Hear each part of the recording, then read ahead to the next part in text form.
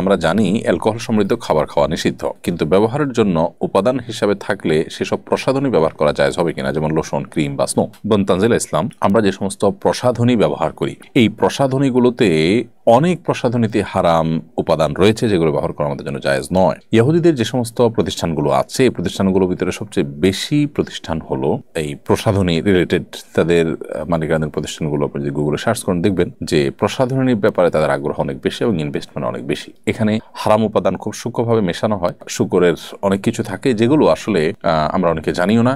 আর দ্বিতীয়ত হলো মনে করি যে এখানে আর হালাল হারামে কি আছে। আরেকটা বিষয় হলো যে এগুলোর সাথে আমাদের আসলে মনস্তত্ত্বের একটা গভীর সম্পর্ক আছে এই প্রসাধনীর। তো এখানে আসলে এমন কিছু উপাদান থাকে যেগুলো আমাদের মনস্তত্ত্বকে নিয়ন্ত্রণ করা হয় বা ধর্মহীনতার দিকে ধাবিত করা হয়। বিষয়টা জাস্ট কোনো ধারণা প্রসূত বিষয় না, এটার উপরে বহু গবেষণা রয়েছে, বহু আপনার